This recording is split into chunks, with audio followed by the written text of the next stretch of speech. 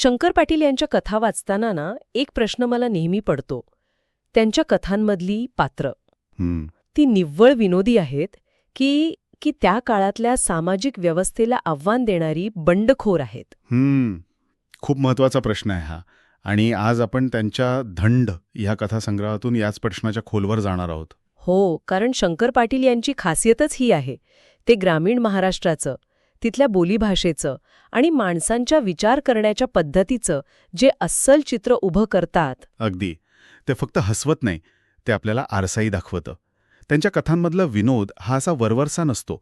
त्याच्या आत सामाजिक टीकेची एक धार दळलेली असते. आणि ही पात्र ती इतकी खरी वाटतात की आजही आपल्या आजूबाजूला कुठेतरी भेटतील असं वाटतं. बरोबर. तर आज आपण याच पात्रांच्या माध्यमातून त्या गावगाड्याचं, तिथल्या न्यायाचं आणि संघर्षाचं विश्लेषण करणार आहोत.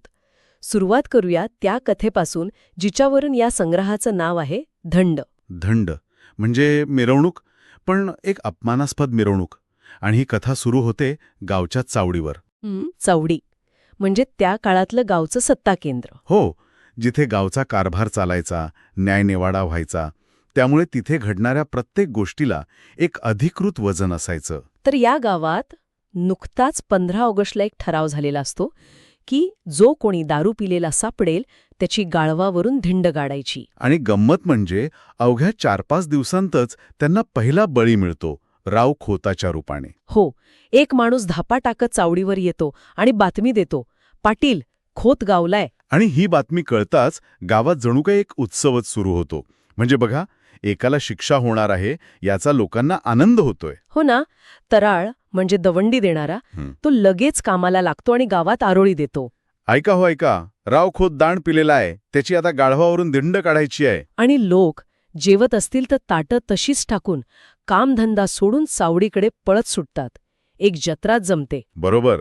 जुन्या चपलांचा हार तयार होतो, एक गाढव सजवून आणलं जातं. सगळा गाव ही मजा बघायला उत्सुक असतो. पण मला सांगा, राऊ खोताला जेव्हा चावडीत आणतात तेव्हा तो काय करतो? तो सरळ सरळ गुन्हा कबूल करतो का? अजिबात नाही. तो साफ ना करतो. त्याचा आणि सरपंचांचा संवाद तर अफलातून आहे. काय म्हणतो तो? सरपंच म्हणतात, तुझे डोळे सांगतायत तू प्यायलायस. त्यावर तो म्हणतो, दारूचा वास येत असेल तर तो तुमच्या नाकात बसलाय. म्हणजे तो व्यवस्थेला थेट आव्हान देतो. पण गाव काही ऐकायच्या मनस्थितीत नसतं. नाही. त्याला उचलून गाढवावर उलटं बसवलं जातं, तोंडाला गुलाल फासून गळ्यात चपल्यांचा हार घातला जातो. आणि इथून कथेत खरा ट्विस्ट येतो. इथे खरं तर राऊ खोताने शर्मिंदे व्हायला पाहिजे, बरोबर, मान खाली घालायला पाहिजे. पण तो तेच करत नाही. नाही, तो त्या शिक्षेचा ताबा घेतो. ही गोष्ट खूप महत्वाची आहे. जो अपमान त्याचा होणार असतो त्या अपमानालाच तो आपलं शस्त्र बनवतो. म्हणजे काय करतो तो नक्की? तो स्वतःच शिट्या वाजवायला लागतो, नाचायला लागतो, हलगी लेझिमवाल्यांना सूचना देऊ लागतो, अरे जरा जोरात वाजवा. अच्छा. जणू काही ती धिंड त्याची नाही, तर तोच त्या धिंडीचा मुख्य आयोजक आहे. तो त्या शिक्षेचं रूपांतर एका उत्सवात करतो. वाह. म्हणजे गाव त्याला शिक्षा देऊन त्याची नाचक्की करू पाहतंय, पण तो स्वतःच नाचून त्या शिक्षेचा उद्देशच हरवून टाकतो. अगदी. ही एक प्रकारची मानसिक खेळी आहे. तो त्या गावच्या सत्तेला आणि समाजाला दाखवून देतो की तुम्ही मला नियंत्रित करू शकत नाही. आणि तो त्या संपूर्ण प्रक्रियेला इतका हास्यास्पद बनवतो की शिक्षा देणारेच थकतात. रात्रभर मिरवणूक चालते आणि गावकरी म्हणतात की बस झाला आता. हो, पण राव खोत ऐकत नाही. तो म्हणतो, अजून अर्धा गाव फिरायचा बाकी आहे, माझी अर्धीच धिंड काढणार काय? अरे देवा. तो लोकांना घरी जाऊ देत नाही, शिव्या देण्याची धमकी देतो. त्याने त्या शिक्षेचं अपहरणच केलेलं आहे असं म्हणायला हरकत नाही. आणि कथेचा शेवट तर तो तर कळस आहे. दुसऱ्या दिवशी सकाळी तो पुन्हा चावडीवर येतो आणि झोपलेल्या लोकांना उठून विचारतो, चला उठा, आज कुणाची धिंड काढायचीय? काय म्हणजे बघा, ज्या शिक्षेचा धाक घालून गावाला शिस्त लावायची होती त्याच शिक्षेची तो मागणी करतोय. त्याने संपूर्ण व्यवस्थेची खिल्ली उडवली आहे. मग हा माणूस फक्त एक दारुडा आहे की व्यवस्थेला आव्हान देणारा एक बंडखोर? तो नक्कीच एक बंडखोर आहे. शंकर पाटील इथे कोणत्याही पात्राला पूर्णपणे चूक किंवा बरोबर ठरवत नाहीत. दारू पिणाऱ्या खोतामध्येही एक कलाकार आणि एक व्यवस्थेला न जुमानणारा माणूस दडलेला आहे हे ते दाखवून देतात. तो शारीरिकदृष्ट्या हरतो पण मानसिकदृष्ट्या जिंकतो. धंडमध्ये आपण पाहिलं की संपूर्ण गाव मिळून एका व्यक्तीवर आपला निर्णय कसा लागतो हा एक सार्वजनिक दबाव आहे. हो. आता पुढच्या कथेमध्ये पाळणामध्ये हाच दबाव अधिक वैयक्तिक आणि भावनिक पातळीवर कसा येतो ते पाहूया. इथे गाव नाही तर कुटुंबच एका व्यक्तीच्या विरोधात उभं ठाकतं. हो. पाळणा ही कथा त्या काळातल्या एका अत्यंत महत्वाच्या विषयाला हात घालते, कुटुंब नियोजन. बरोबर. कथेचा नायक आहे ज्ञानजाजी. 3 वर्षात 3 मुलं झाल्यामुळे तो वैतागला आहे आणि कुटुंब नियोजनाची शस्त्रक्रिया करून घेण्याचा एक आधुनिक विचार करतो. पण त्याचा हा विचार घरात वादळ निर्माण करतो. त्याचे वडील आबा प्रचंड संतापतात आणि ते सगळ्या नातेवाईकांना गोळा करतात, जणू काही ज्ञानजाजीने एखादा मोठा गुन्हाच केला आहे. हो, आणि मग जे युक्तिवाद सुरू होतात ते आज आपल्याला विनोदी वाटतील, पण त्या काळात ते किती गंभीरपणे घेतले जात होते हे दिसतं. आणि शंकर पाटील इथे अतिशयोक्ती या अलंकाराचा इतका सुंदर वापर करतात. अप्रतिम.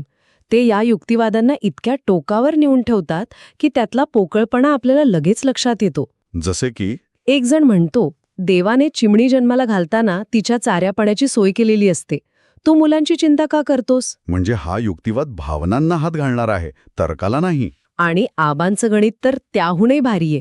ते म्हणतात, एक पोरग म्हणजे पैसाच, अशी 12 पोरं झाली तर तू श्रीमंत होशील. यावर ज्ञानजाजिक अगदी योग्य प्रश्न विचारतो, आणि 12 मुली झाल्या तर? त्यावर आबांचं उत्तर तयारच आहे, कन्यादान करण्यासारखं पुण्य नाही. म्हणजे ते मूळ आर्थिक मुद्द्याला बगल देऊन थेट धार्मिक आणि भावनिक मुद्दा पुढे करतात. तर्क संपतो आणि परंपरा सुरू होते. अगदी. यातला सर्वात मजेशीर युक्तिवाद म्हणजे पानिपतच्या युद्धाचा, नाही का? हो. एक काका म्हणतात, पानिपतच्या लढाईत लाखो पुरुष मारले गेले. तेव्हा जर लोकांनी तुझ्यासारखा विचार केला असता तर आपला वंशच संपला असता. म्हणजे कुटुंब नियोजनाचा संबंध थेट पानिपतच्या लढाईशी जोडला जातो. हेच तर पाटील यांचं कौशल्य आहे. या टोकाच्या उदाहरणांमधून ते त्या पिढीची मानसिकता दाखवतात. त्यांच्यासाठी मुलं म्हणजे देवाची देणगी, वंश चालवणारी संपत्ती. हो. कुटुंब नियोजन ही संकल्पनाच त्यांच्यासाठी अनैसर्गिक आणि धर्माच्या विरोधातली आहे.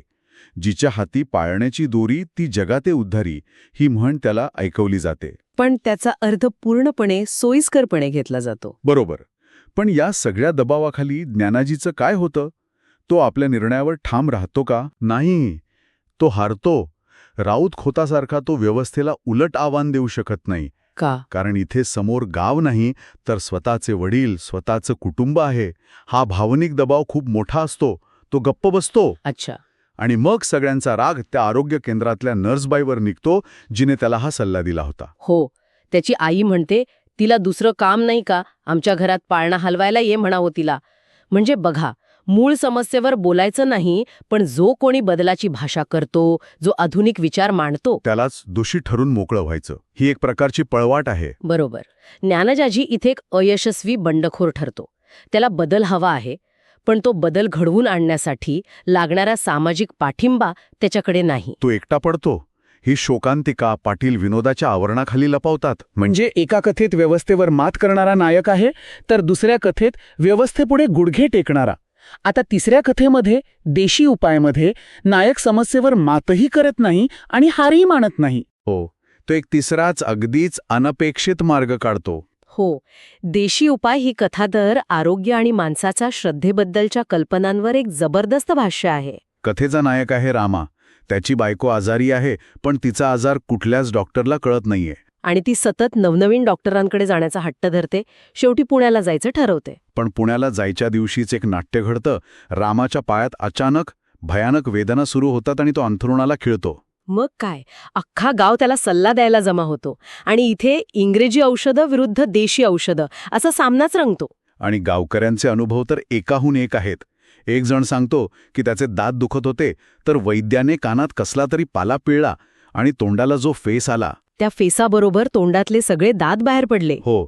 आणि यावर दुसरा कौतुकाने म्हणतो, याला म्हणतात जालीम औषध. म्हणजे त्यांच्यासाठी औषधाची परिणामकारकता त्याच्यात जालीम असण्यावर अवलंबून आहे. अगदी. म्हणतो, लग्न होऊन 4 वर्ष झाली, अजून बायकोबरोबर फोटो काढला नाही, आणि मी एकट्या पायाचा फोटो काढून काय करू? या एका वाक्यात पाटील यांनी त्या माणसाची आर्थिक परिस्थिती आणि त्याची विचार करण्याची पद्धत दोन्ही दाखवली आहे. हो ना.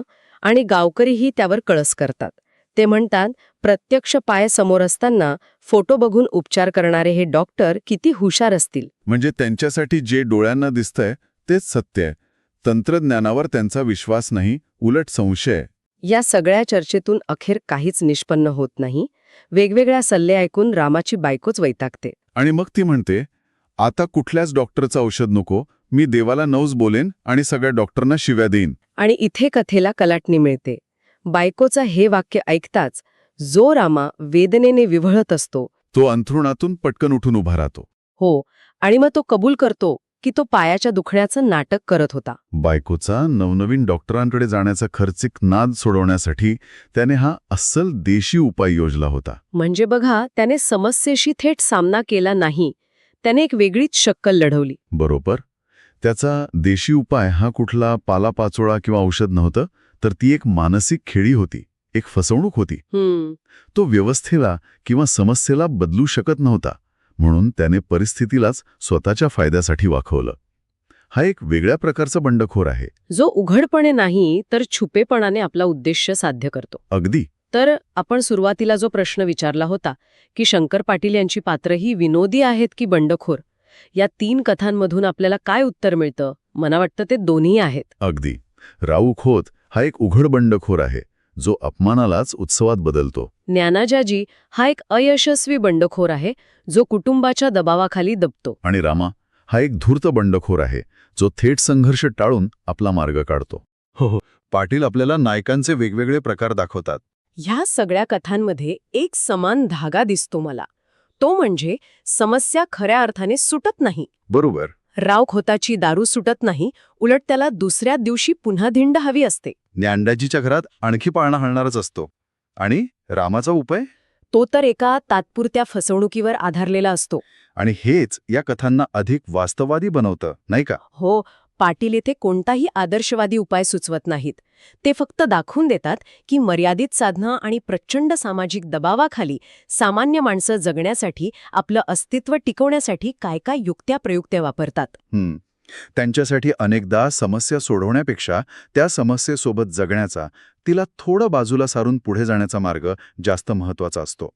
तर ह्या कथा आपल्याला फक्त हसवत नाहीत, तर त्या काळातील समाज, तिथले ताणतणाव आणि परंपरा व आधुनिकता यांच्यातील संघर्ष यावर विचार करायला भाग पाडतात.